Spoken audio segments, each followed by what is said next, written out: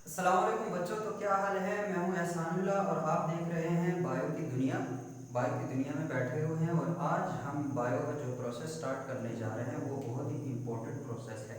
हमने synthesis start की हुई है, फैटी एसिड की सिंथेसिस हो गई है कि फैटी एसिड कैसे बनते हैं।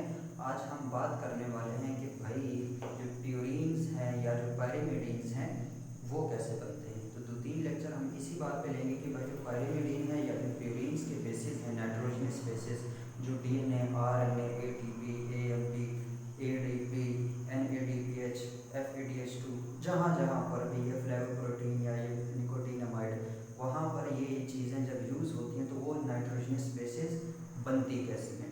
ठीक है, तो हमारे पास देखो बेसिकली दो नाइट्रोजनस बेसिस हैं, एक हमारे पास प्यूरिन है और एक हमारे पास पायरिमिडीन है। प्यूरिन डबल रिंग है जिसमें एडेनिन और गुआनिन है, जबकि जो दूसरे हमारे पास कौन सी पायरिमिडीन वो सिंगल रिंग होते हैं, उसमें यूरेसिल भी आ जाता है, उसी में साइटोसिन भी आता है और थाइमीन भी आता है। तो अब ये जो नाइट्रोजन बेसिस हैं बेसिकली ये फॉर्म कैसे होती हैं उसके बारे में हम बात करने वाले हैं। और आज का जो हमारा लेक्चर है वो है पायरिमिडीन पे, इसमें पायरिमिडीन की सिंथेसिस, पायरिमिडीन की सिंथेसिस। ठीक है, तो लेक्चर थोड़ा सा लंबा जाने वाला है, इसलिए कॉपी पेंसिल अपने साथ उठा लें और खाने की कोई चीज़ अपने पास रख लें, क्योंकि हो सकता है कंसेप्चुअल लेक्चर है, आपका शुगर लेवल डाउन हो जाए, आप बोर हो जाए। तो आप कोई भी चीज़ अपने पास रख लें खाने के साथ साथ और बहुत ही गौर से सुनिएगा कि हम एक एक स्टेप क्या करने वाले हैं। पायरिमिडीन सिंथेसिस, पायरिमिडीन के अंदर क्या है, साइटोसिन, यूरेसिल और क्या चीज़ है, थायमिन। ठीक है, तो पायरिमिडीन सिंथेसिस बेसिकली इसमें जो मेन चीज़ हमारे पास होती है वो यूएनपी, यूएनपी क्या चीज़ है, यूएनपी का बनना, यूनिटीडीन मोनोफॉस्फेट। जहाँ से फिर आगे जितने भी हमारे पास साइटोसिन हो गया, हमारे पास यूरेसिल, यूरेसिल तो यही है, हमारे पास थायमिन हो गया, तो वो सारा इसी से बनता है। तो सबसे पहले पायरिमिडीन सिंथेसिस में हमने बनानी होती है यूएनपी, और वो यूएनपी कैसे बनती है, उस यूएनपी को बनाने के लिए बेसिकली हमारे पास बहुत सिंपल ये रिएक्शन है। पायरिमिडीन की सिंथेसिस कैसे होती है, तो बेसिकली हमारे पास 6 रिएक्शन यूज होते हैं, 6 स्टेप्स यूज होते हैं, या इसको कहोगे 6 रिएक्शंस, 6 रिएक्शन होते हैं, और उसके बाद हमारे पास यूएनपी बनना मतलब बन जाती है। तो अब वो 6 रिएक्शन देखो, साइटोसोल में ये प्रोसेस हो रहा होगा। पायरिमिडीन का सबसे पहला स्टेप, सबसे पहले स्टेप हमारे पास जो 6 में से सबसे पहला स्टेप है वो है सिंथेसिस, क्या, synthesis of carbamoyl, carbamoyl phosphate. सबसे पहला जो काम हमारे पास होना है वो है कार्बोमाइल फास्फेट का बनना। एक प्रोडक्ट है, अभी हम इसका स्ट्रक्चर बना देंगे, स्ट्रक्चर के लिए क्या होता है कार्बोमाइल फास्फेट। तो कार्बोमाइल फास्फेट को बनाने के लिए हमारे पास जो बेसिक चीज़ें रिक्वायर हैं उसमें एक हमारे पास बाइकार्बोनेट आयंस का होना जरूरी है। ठीक है, जहाँ से हम कार्बन वाला जो ग्रुप है वो उठाएंगे। उसके बाद हमारे पास ग्लूटामीन का होना जरूरी है, अमीनो एसिड है ग्लूटामीन, क्या है, ग्लूटामीन। ग्लूटामीन याद रखना, ग्लूटामीन NH2 को डोनेट करेगा, NH2 डोनर है हमारे पास, अमोनिया का डोनर है ग्लूटामीन, और NH2 डोनेट करने के बाद ये ग्लूटामेट बन जाता है, क्या बन जाता है, ग्लूटामेट। ठीक है, ग्लूटामीन इसमें NH2 डोनेट करेगा। उसके बाद तीसरी जो चीज, अहम चीज हमारे पास है वो है एटीपी। एटीपी जरूरी है और वो एडीपी और फास्फेट में कन्वर्ट हो। ठीक है, ये तीन चीजें हमारे पास कार्बोमाइल फास्फेट को बनाने के लिए जरूरी होती है। कौन कौन से, एक बाइकार्बोनेट, या से CO2 ग्रुप उठाएंगे, बाइकार्बोनेट ग्लूटामीन जो कि NH2 डोनेट करेगा, और एटीपी जो कि फास्फेट का ग्रुप और एनर्जी देगा। तो होगा क्या हमारे पास कि ये जो HCO3 है, कौन से वाला, ये वाला जो HCO3 है, इसमें से जो CO2 का ग्रुप है ये वाला, इसको हम निकाल लेंगे एंजाइम की मदद से, ऐसे नहीं हो सकता, एंजाइम की मदद से ये ग्रुप निकल आएगा। उसके बाद ये जो ग्लूटामीन है यहाँ से इसके ऊपर NH2 due to glutamine attach हो जाएगा। ठीक है, NH2 अटैच हुआ, फिर ये जो इनऑर्गेनिक फास्फेट है जो एटीपी ने डोनेट किया वो यहाँ पर आके अटैच हो जाएगा, यहाँ पे आकर अटैच हो जाएगा। अब देखो, अगर हम अकेले इसकी बात करते हैं C डबल बॉन्ड O, तो ये हमारे पास कार्बोनाइल ग्रुप है। कौन सा ग्रुप है? कार्बोनाइल। लेकिन अगर C एक तरफ O के साथ हो, दूसरी तरफ N के साथ हो, तो वो जो ग्रुप बनता है उस ग्रुप को बोलते हैं कार्बोमॉइल। उसे क्या बोलते हैं? कार्बोमॉइल। कार्बोमॉइल। उसके बाद ये फास्फेट है, ये क्या है? फास्फेट। तो इस पूरे प्रोडक्ट को क्या बोलेंगे? कार्बोमॉइल फास्फेट। इसे क्या बोलेंगे? कार्बोमॉइल फास्फेट। और याद रखना जो एंजाइम यूज होता है यहाँ पर इस रिएक्शन को काज करने के लिए, उस एंजाइम को बोलते हैं कार्बोमॉइल। देखो प्रोडक्ट के नाम पर ही एंजाइम का नाम बनता है carbamoyl phosphate synthesis. Carbamoyl phosphate synthetase. ठीक है। और उसका टाइप 2 उसके यहाँ पर यूज होगा। इसको इन शॉर्ट फॉर्म में कार्बोमॉइल फास्फेट सिंथेटेस 2, वो एंजाइम यहाँ पर यूज होगा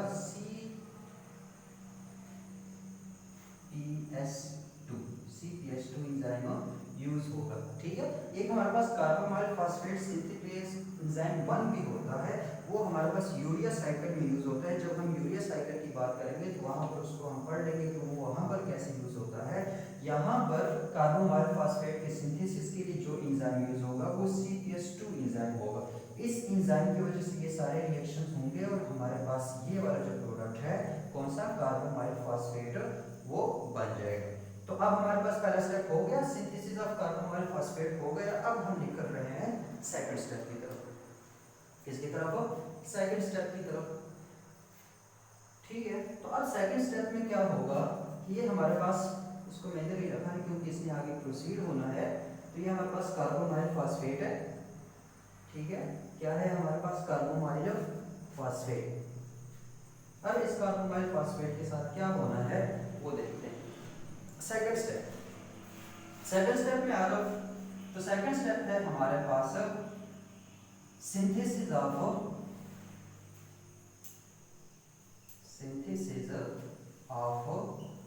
कार्बोमॉइल,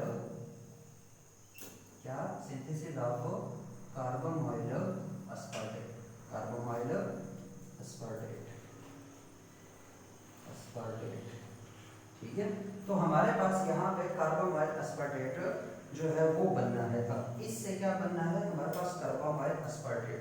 तो कार्बोमॉइल अस्पार्टेट बनाने के लिए लाजमी बात है हमें एक चीज जो चाहिए, वो चाहिए अस्पार्टेट। वो क्या चाहिए? अस्पार्टेट। ठीक है। अस्पार्टेट क्या है? एक अमीनो एसिड है। और अगर मैं अस्पार्टेट का आप लोगों को स्ट्रक्चर ड्रा करके दूं तो अस्पार्टेट का स्ट्रक्चर कुछ यूं होता है। ठीक है।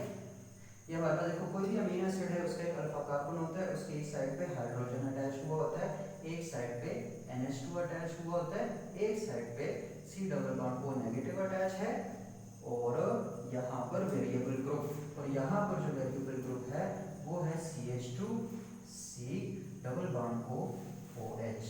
ये हमारे पास क्या है? अस्पार्टेट। ये वाला अमीनो एसिड क्या है हमारे पास?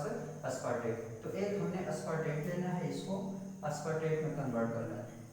तो अस्पार्टेट में कैसे कन्वर्ट करेंगे भाई? यहाँ से ये जो फास्फेट का ग्रुप है ये हो जाएगा रिलीज। ये क्या हो जाएगा? रिलीज। और इस ग्रुप को हमने यहाँ पर ट्रांसफर करना है, इस ग्रुप को यहाँ पर ट्रांसफर करना है, और ये जो फास्फेट का ग्रुप है वो इनऑर्गेनिक फॉर्म में रिलीज करवाना है। तो कैसे रिलीज करेंगे भाई? यहाँ पर जो एंजाइम यूज होता है, एक तो अस्पार्टेट यूज हुआ, एक हमारे पास एंजाइम यूज होता है जो ये काम करवाएगा, और उस एंजाइम को बोलते हैं अस्पार्टेट ट्रांस कार्बोमाइलेज।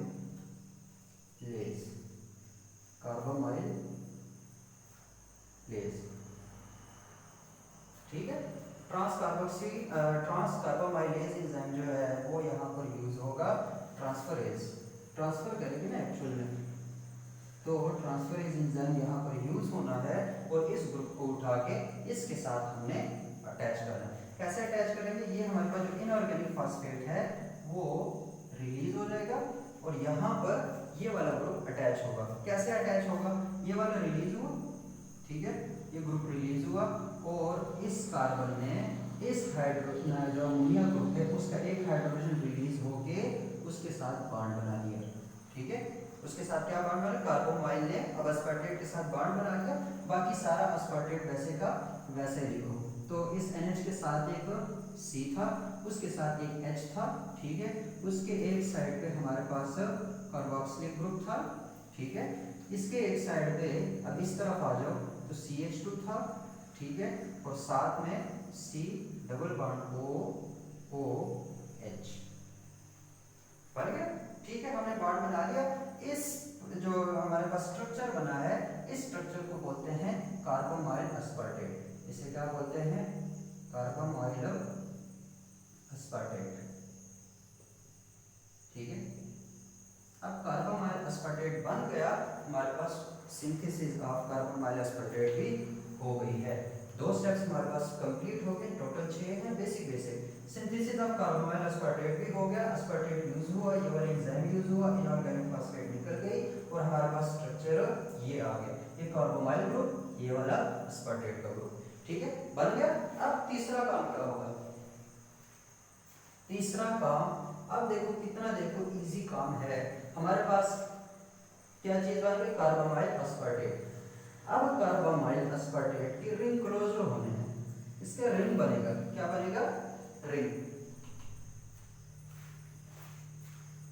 तीसरा जो स्टेप है, जो तीसरा रिएक्शन होगा वो होगा ring closure, ring closure step होगा, इसका रिंग बनेगा, इसका रिंग क्लोज होगा। जब रिंग क्लोज होगा, देखो कैसे क्लोज होगा, इसमें याद रखना कंडेंसेशन, एक तो एनाबॉलिक प्रोसेस है, कंडेंसेशन होगी और कंडेंसेशन से हमेशा बॉन्ड बनता है और H2O जो है वो रिलीज होता है, वो क्या होता है, रिलीज होता है। तो यहाँ पर भी ये वाला आपको नजर आ रहा है, एक ये वाला OH पूरा, और ये जो NH2 है इसका एक H मैं इस तरफ ड्रा करता हूँ, तो एक इस NH2 से H और ये वाला पूरा ग्रुप जो OH है वो in the form of H2O release हो जाएगा। जब वो रिलीज होगा तो पीछे जो हमारे पास स्ट्रक्चर बनेगा वो क्या बनेगा, देखो C, यहाँ से शुरू करते हैं, C डबल बॉन्ड O, फिर NH, ठीक है, उसके बाद CH,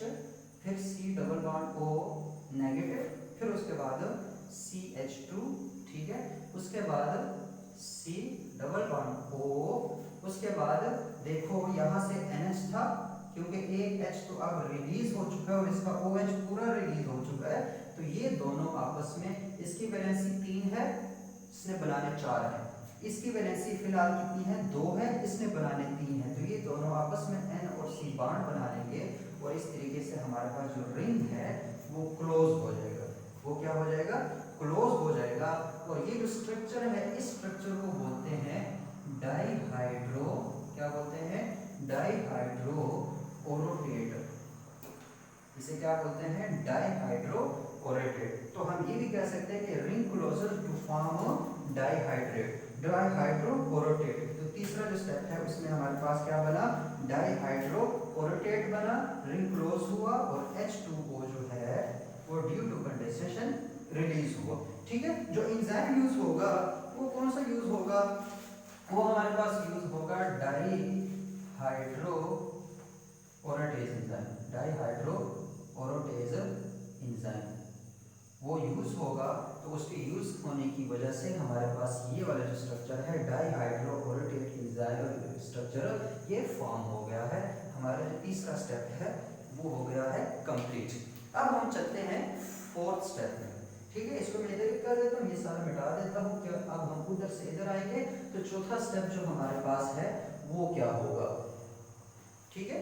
तो चौथा स्टेप हमारे पास, अब देखो यहाँ पर एक दो कार्बन ऐसे हैं जिनकी हो सकती है रिडक्शन, जिनकी क्या हो सकती है, ऑक्सीडेशन, सॉरी, इन दो कार्बन्स की होगी ऑक्सीडेशन।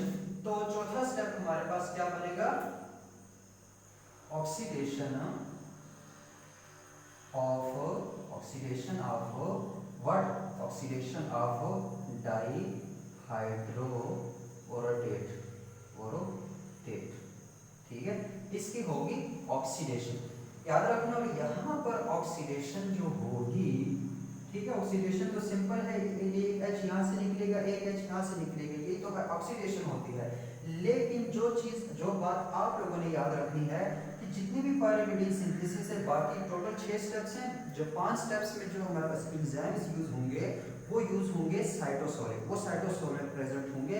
लेकिन इस स्टेप पर जो एंजाइम यूज होगा वो एंजाइम हमारे पास कौन सा होगा, वो एंजाइम माइटोकॉन्ड्रियल होगा। कौन सा होगा, माइटोकॉन्ड्रियल। और इस H को और इस H को निकालने के लिए अगर हमने इलेक्ट्रॉन ट्रांसपोर्ट चेन की बात की थी तो वहां पर भी एक कंपाउंड था क्यूनोन। क्या था, क्यूनोन। तो वो क्यूनोन जब एक हाइड्रोजन को निकालेगा तो सेमी क्यूनोन, और जब दोनों हाइड्रोजन को निकालेगा तो क्यूनोल बन जाएगा। क्या बन जाएगा, क्यूनोल बन जाएगा। और यहाँ से एक हाइड्रोजन और एक हाइड्रोजन यहाँ से रिलीज हो जाएगा। जब ये वाले एक ये हाइड्रोजन और एक ये हाइड्रोजन रिलीज होगा तो देखो बाकी स्ट्रक्चर क्या बनेगा, C डबल बॉन्ड O, उसके बाद NH, उसके बाद C double bond O negative, क्योंकि यहाँ से हाइड्रोजन रिलीज हो चुका है और C, और वहां से भी एक हाइड्रोजन रिलीज हो चुका है तो H और C डबल बॉन्ड O और ये NH और ये बॉन्ड। ठीक है, ये चीज बनी। अब यहाँ पर क्योंकि इस कार्बन की भी 3 है, इस कार्बन की भी 3 है, तो ये दोनों आपस में बना लेंगे डबल बॉन्ड। तो इस तरीके से हमारे पास इन दो कार्बन के दरमियान आ जाएगा डबल बॉन्ड, और जो हाइड्रोजन है वो क्यूनोन एक्सेप्ट करके क्यूनोल में कन्वर्ट हो जाएगा। किस में कन्वर्ट हो जाएगा, क्यूनोल में कन्वर्ट हो जाएगा। और जो एंजाइम यूज होगा वो माइटोकॉन्ड्रियल मैट्रिक्स आएगा, वो माइटोकॉन्ड्रिया में वो एंजाइम यूज होगा। और ये जो हमारे पास स्ट्रक्चर बनाया था, ये वाला स्ट्रक्चर है, इस स्ट्रक्चर को बोलते हैं ओरोटेट। इसे क्या बोलते हैं, ओरोटेट। ठीक है, और एंजाइम जो उसको क्या है, ओरोटेट सिंथेज एंजाइम उसको क्या है, क्योंकि ओरोटेट को वो बना रहे हैं तो उसको आप ओरोटेट सिंथेज एंजाइम बोल सकते हैं। तो ओरोटेट सिंथेज एंजाइम के जरिए हम डाइहाइड्रो ओरोटेट को कन्वर्ट कर रहे हैं ओरोटेट में। ठीक है, 4 स्टेप्स मुकम्मल हो गए, हमारे पास एक रिंग की फॉर्म में स्ट्रक्चर आ रहा है, ओरोटेट बन गया। अब हमारे पास क्या होगा, नेक्स्ट जो रिएक्शन है, अब हमारे पास काम सिंपल हो गया। काम क्या हो गया, सिंपल। ओरोटेट बन गया। अब ओरोटेट के बाद 5वां स्टेप है हमारे पास, इसको राइबोस के साथ कनेक्ट करना है। रिंग हमारे पास बन गई है, अब इस रिंग को हमने राइबोस के साथ कनेक्ट करना है। तो attachment of orotate with what, with ribose 5 phosphate. इसको हमने राइबोस 5 फास्फेट के साथ अटैच करना है। कैसे अटैच होगा, देखो यहाँ पर मैं आप लोगों को, यहाँ पर हमने जो चीज डालनी है, इसमें जो चीज इसके साथ वो होगा फास्फोराइबोसाइल पायरोफॉस्फेट।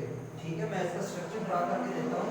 फास्फोराइबोसाइल पायरोफॉस्फेट होता कैसे, देखो ये हमारे पास राइबोस है, ये क्या है, राइबोस। इसका स्ट्रक्चर हम प्यूरिन सिंथेसिस में बड़े डिटेल से पढ़ेंगे कि ये बनता कैसे। तो इसके साथ यहाँ पर CH2 O P double bond O negative O negative. अगर तुम लोगों ने देखा होगा तो ये फास्फेट है और ये शुगर है, और इसके साथ नाइट्रोजनस बेस अटैच हुई होती है जब हम न्यूक्लियोटाइड्स को देखते हैं। तो यहाँ पर फास्फोराइबोसाइल पायरोफॉस्फेट में क्या होगा कि यहाँ पर कार्बन नंबर 1 पे 2 फास्फेट ग्रुप जो हैं वो अटैच हुए होते हैं, 2 फास्फेट ग्रुप अटैच हुए होते हैं। इस स्ट्रक्चर को बोलते हैं फास्फो, क्या नाम है इसका, फास्फोराइबोसाइल पायरोफॉस्फेट। ठीक है, इस स्ट्रक्चर को क्या बोलते हैं, फास्फोराइबोसाइल पायरोफॉस्फेट। तो ये वाला स्ट्रक्चर है, हम ये ऐड करेंगे और इसके एडिशन के बाद क्या होगा कि हमारे पास ये वाला जो नाइट्रोजन है, ये वाला, ठीक है, ये अपना हाइड्रोजन लूज करेगा और यहाँ से ये जो 2 फास्फेट हैं वो निकल जाएंगे। वो क्या हो जाएंगे, निकल जाएंगे। तो जब वो 2 फास्फेट निकलेंगे तो एक बात याद रखना कि NH नीचे नहीं, ये अल्फा पोजीशन है, ये क्या है, अल्फा पोजीशन, ये ऊपर वाली क्या है, बीटा पोजीशन। तो कॉन्फ़िगरेशन इन्वर्जन होगी। इन्वर्जन क्या, जो हमारे पास 2 फास्फेट के ग्रुप थे वो अल्फा पोजीशन पे थे, लेकिन जो हमारे पास ये पूरा ओरोटेट अटैच होगा वो हमारे पास बीटा पोजीशन पे अटैच होगा। किस पे पोजीशन पे अटैच होगा, बीटा पोजीशन पे। तो बीटा पोजीशन पोजीशन पे अटैच हम करेंगे इस स्ट्रक्चर को, इसके साथ हमने अटैच करना है। तो मैं उठा के और ये वाला स्ट्रक्चर रिमूव कर देना है। तो जब ये वाला स्ट्रक्चर रिमूव हो जाएगा, यहाँ पर मैं इस वाले स्ट्रक्चर को अटैच करूंगा, तो हमारे पास जो पांचवा स्टेप है वो पूरा हो जाएगा। तो कैसे, देखो यहाँ से एक H रिलीज होगा, यहाँ से एक H रिलीज होगा, और ये जो नाइट्रोजन है वो हमारे पास इस बीटा पोजीशन पे बॉन्ड बना लेगा, इस बीटा पोजीशन पे बॉन्ड बना लेगा। तो ये राइबोज है, इसके इस बीटा पोजीशन पे नाइट्रोजन ने बॉन्ड बना लिया, और यहाँ पर पहले से ही CH2O P double bond O negative attached है, ठीक है। और वो जो दो फास्फेट हैं वो दो इनऑर्गेनिक फास्फेट की फॉर्म में निकल जाएंगे, पाइरोफॉस्फेट निकल जाएगा। तो ये वाला स्ट्रक्चर अगर आप गौर से देखें तो ये क्या है, 5 नंबर पे फास्फेट अटैच है और नंबर 1 पे नाइट्रोजनस बेस अटैच है। तो ये हमारे पास क्या बन गया, ये हमारे पास बन गया ओरिटिडीन मोनोफास्फेट। ये क्या बन गया, ओरिटिडीन मोनोफास्फेट, ठीक है। और जो एंजाइम यहाँ पर यूज होगा उसको OMP सिंथेज एंजाइम बोल सकते हैं, क्योंकि वो ओरिटिडीन मोनोफास्फेट कर रहा बना रहा है, उसको तुम और OMP सिंथेज या ओरिटिडीन मोनोफास्फेट सिंथेज एंजाइम बोल सकते हो। तो पांचवें स्टेप में अटैचमेंट के बाद क्या हुआ कि हमारे पास ओरिटिडीन मोनोफास्फेट जो एंजाइम है वो जो स्ट्रक्चर है वो बन गया है। किसकी वजह से, हमने इसमें ऐड किया था PRPP फास्फोराइबोसाइल पाइरोफॉस्फेट, जिसके अल्फा पोजीशन पे जो हमारे पास दो फास्फेट है वो रिलीज हो जाएंगे, और बीटा पोजीशन पे क्या लग जाएगा, हमारे पास ये पूरा का पूरा ओरेटेट का जो ग्रुप है वो लग जाएगा, और इसी तरीके से हमारे पास बन गया है एक न्यूक्लियोटाइड। क्या बन गया है, एक न्यूक्लियोटाइड। तो जो मैंने बात की थी कि जो पायरीमिडीन सिंथेसिस है उसमें पहले रिंग बनती है, फिर वो रिंग जो है वो राइबोज शुगर के साथ अटैच होती है। जबकि प्यूरीन में क्या होगा, प्यूरीन में ये चीज बनेगी, उसके बाद यहाँ से आहिस्ता आहिस्ता जो है हमारे पास रिंग्स बनती चली जाएंगी, ठीक है। तो यहाँ पर ये दो जो बेसिक डिफरेंस है वो आप लोगों को पता होना चाहिए। यहाँ पर हमारे पास जो स्टेप है वो कंप्लीट हो चुका है। अब हमारा अगला और आखिरी स्टेप जो है पायरीमिडीन की सिंथेसिस में वो रह गया है। जब वो करेंगे तो हमारे पास एक मुकम्मल क्या आ जाएगा, पायरीमिडीन। क्या आ जाएगा, पायरीमिडीन। तो जो छठा स्टेप है हमारे पास वो क्या है, वो हमारे पास है डीकार्बोक्सिलेशन। क्या है, decarboxylation of what, decarboxylation of orotidine monophosphate, ठीक है। हम इस ओरिटिडीन मोनोफॉस्फेट की क्या करेंगे, डीकार्बोक्सिलेशन।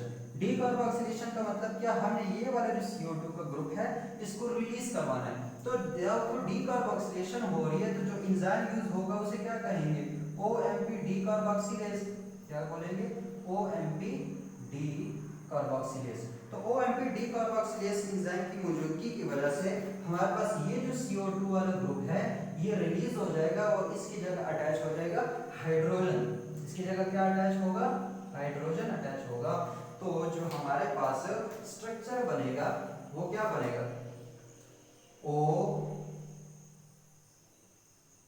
ठीक है, यहाँ पर CH2O P double bond O negative, और यहाँ पर ये नाइट्रोजन वाला जो ग्रुप अटैच था N, उसके बाद C, क्योंकि अब CO2 रिलीज हो चुका है तो वहां पे आएगा CH, फिर डबल बॉन्ड CH, उसके बाद C डबल बॉन्ड O, उसके बाद NH, उसके बाद C इस नाइट्रोजन के साथ और इसके साथ डबल बॉन्डेड।